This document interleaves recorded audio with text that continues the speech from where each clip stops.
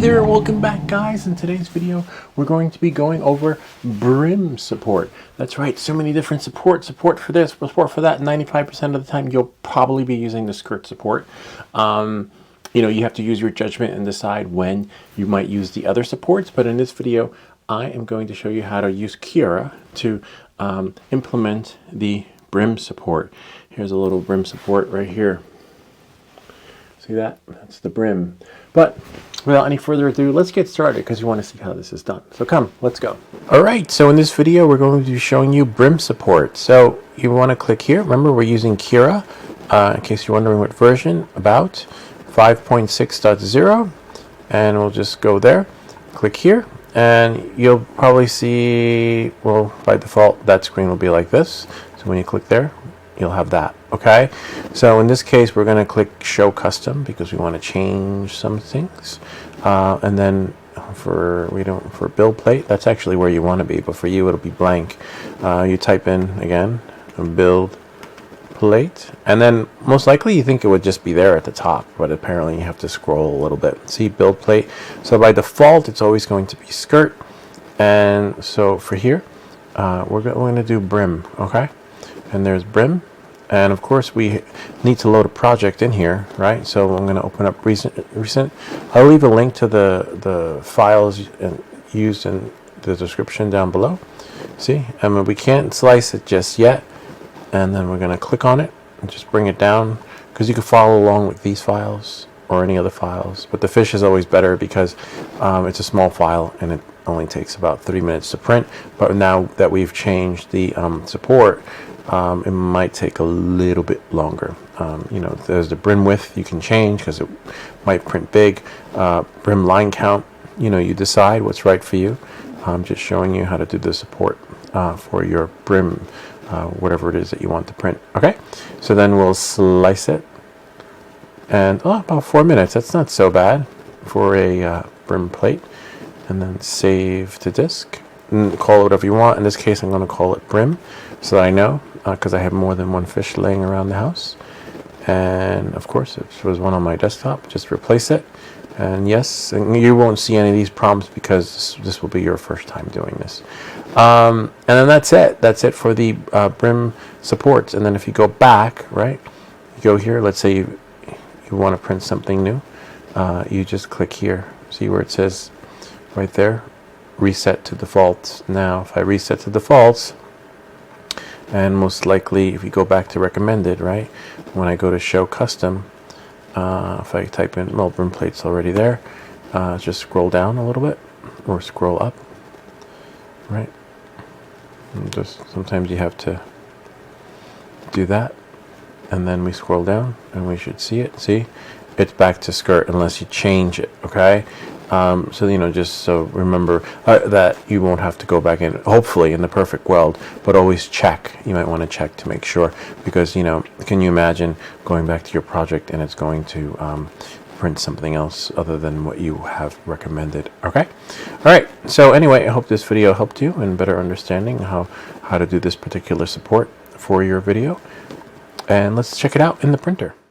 Alright, so you want to check out your file, make sure the file you're going to print is the one that you want. In this case I named it, it's called brim, and I press start. You'll like to make sure that the extruder is clear from any remnants that you may have left over from your previous print. Sometimes there are little stragglers left behind. Make sure your board's clean. Some folks like using an adhesive, some folks don't. Some folks like to increase the temperature and let the heat do the job. For me, I'm on the fence. It'll be hit or miss. And there's our brim file. Sometimes, in this particular case, I believe I sprayed some 3D lax just to help it. And as you can see, if you look closely, there's a little brim going all the way around. It prints like a little silhouette of the actual print, and then inside is where the actual print file will appear all around its special brim, as they call it.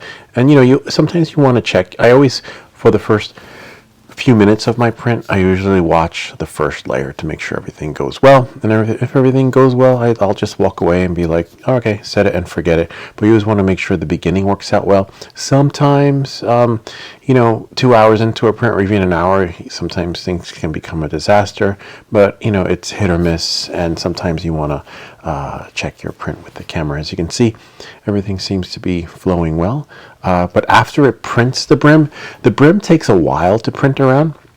The actual print itself takes about 2 minutes. As you can see, there's our clock right there. It tells you how much time is left.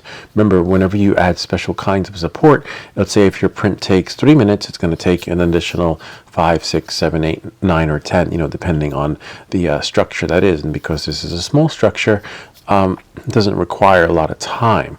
But you always want to, I usually use the fish for calibrating. As you can see, I believe, if you look closely, looks like it started printing the fish. Yeah, looks like it did. You can tell because it's moving a little bit faster in the center, and I think that's just about done. See how fast it printed?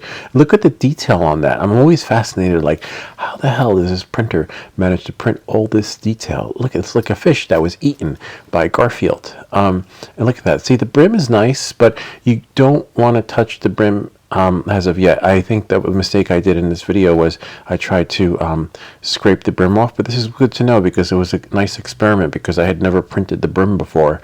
But it's hot and it's still flexible, and so you can you know, accidentally destroy your print if you try to use a spatula or something like I am right here.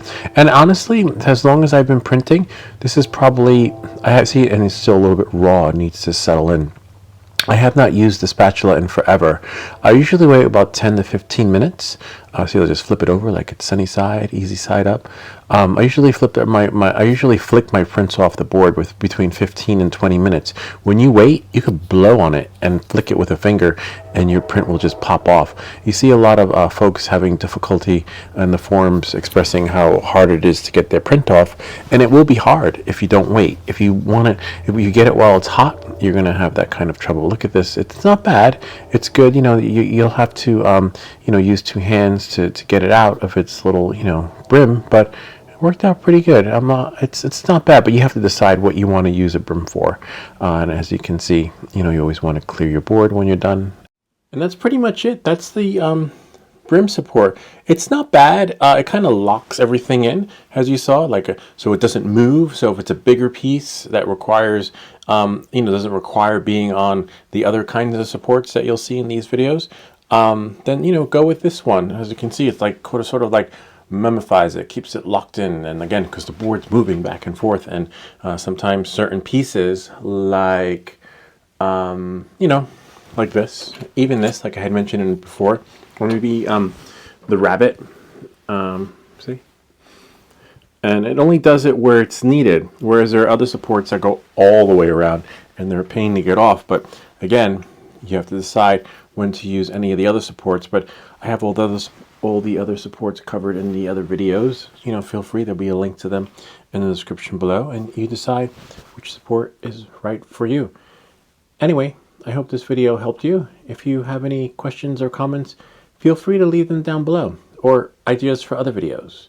Remember to like and subscribe, and I'll see you all next time.